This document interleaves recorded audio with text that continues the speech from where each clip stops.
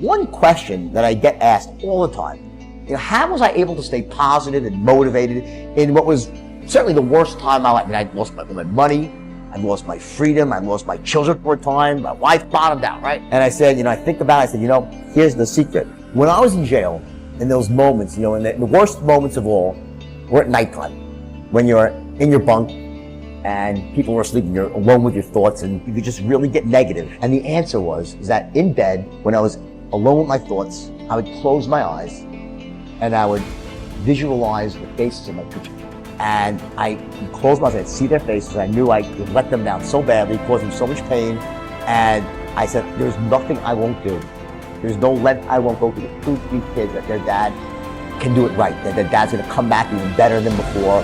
And it was all about proving to my children that you could come back from failure, that you could make the world right, and I could be an example, make them proud of me. That was my why.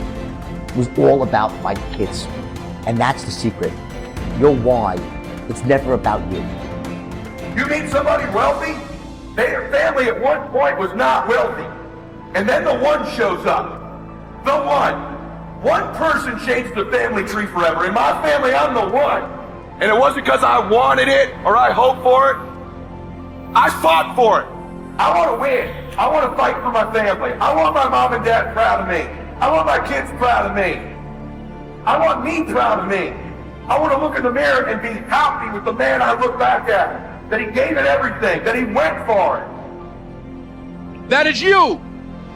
That is you. That no one can do it for you but you. And even though you face disappointments, even though you will experience some setbacks, it goes with the territory. You must understand that. But here's the truth. Most people's dreams can be bought. With enough failure, with enough rejection, they will sell their dreams. They can't still fight. They can get a little bit, but when it gets a little too hot, they go, boom, sold, buy the dream, you can have it. It's not worth it for me. And their will to win is viable. You can fight it, but if you decide my will cannot be bought, I don't care how long it takes, you can't buy this dude out. I'll keep fighting for my family. I'm the one. I'm gonna change my family tree forever. That's the decision. Decide now. You're gonna keep negotiating the price, or can you not be bought? When people die, or people get sick, or something happens in your life, if all you're doing it for is a car and a house, that can stop you. But if you're doing it for your mom, for your siblings, for your family, for your community, nothing can stop you. You cannot be broken.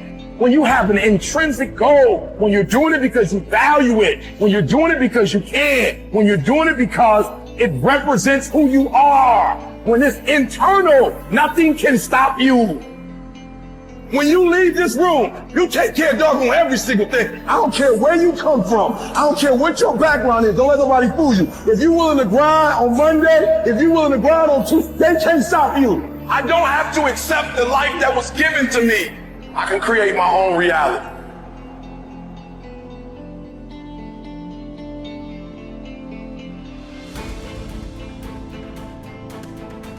This paradigm concept is pretty powerful. To be able to shape your future, you have to be willing and able to change the paradigm. Now you see, we're all able, but we're not all willing. We're not all willing to study the same thing over and over and over and over and over and over again. I mentioned about Phil Goldfine.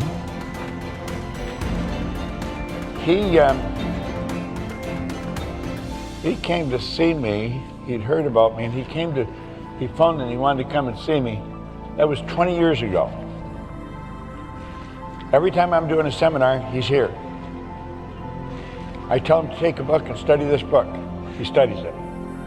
I was talking to him yesterday and I was telling him about this one piece of literature I'm reading. I had it on my phone, so I sent it to him. I have no question in my mind, he will study that little piece of literature.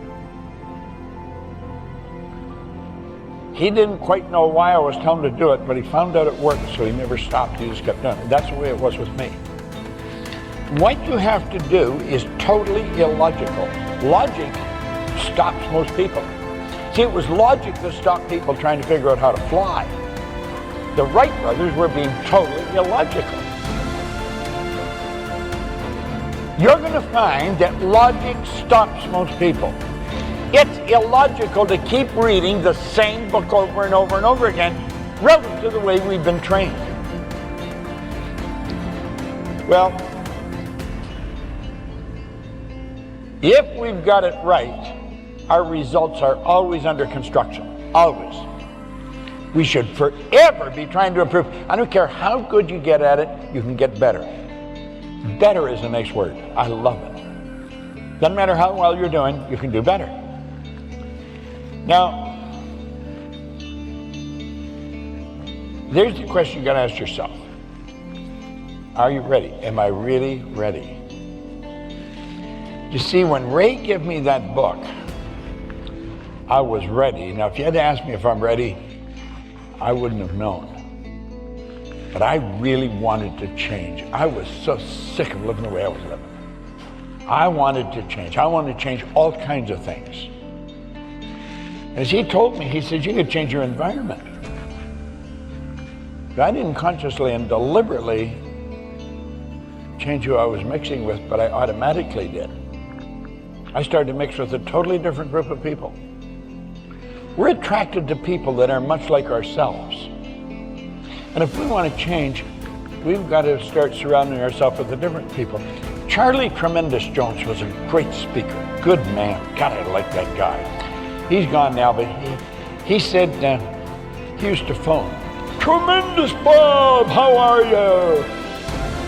And he was a wild man when he's speaking. He said, we are the product of the books we read and the people we associate with. Simple rule, and he's right. Well, that's what you have to ask yourself, am I ready? You can't develop and manifest your greatness. You can't be a high achiever if you don't feel good. You don't take care of yourself. So I'm taking care of me. And then you know what? It takes the edge off your life. It helps you to manage things rather than allowing them to manage you.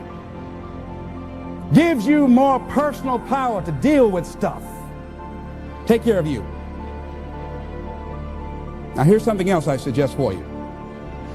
Become aware of what your needs are and develop compassion toward yourself despite your human defects. Develop compassion for yourself despite your human defects.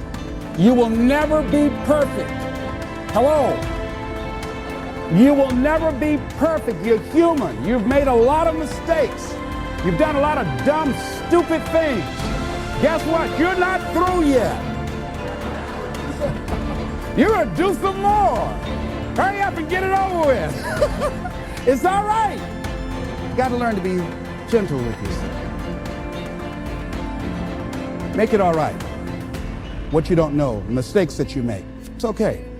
Handle it. Learn from the experience. Decide that you are going to, whatever you become involved in, to be up front, to be true to yourself. Are you getting what you need out of it? And be up front with people and tell them what you need from them. Don't assume that they know. Don't say, I thought you knew. No, tell people up front. Here's what I need from this in order for this to work for me. Be up front with your stuff. Tell them up front so they're not surprised later on. So your feelings aren't hurt later on. See, if they tell you up front they can't do it, now you know you can keep on stepping. But tell people up front, here's what I want. In order for me to play this game with you, if we're going to dance, this is what I got to get out of it. See, if you don't take care of your needs, guess what? You will always have that nagging song in the back of your mind say, well, when do I get mine? When am I going to start enjoying this? Are we going to have a good time together? Do I get any oodles out of this at all? You're going to start asking that question. Everybody's happy, having a good time, but you? They say, well, we thought you were happy. How could you think that? Well, you weren't saying anything. Well, I'm saying something now. Hope you got that. See, we're taught to be quiet and not speak up for ourselves. Not to be selfish. If you don't take care of you, who do you think's going to take care of you? Who's going to look out for you better than you will? No one. No one's going to do that. You got a business? No one's going to take care of your business better than you. Nobody. Anything you want to do in life, you've got to take ownership of it and say, hey, I'm going to make this happen. Be willing to venture out and do something that you have fantasized about doing. And you know you probably won't be good at it, but do it anyhow. Case in point, I have always wanted to sing. I've always wanted to do that. I'm going to sing a song. If I don't do nothing but just a few lines, chances are, you know.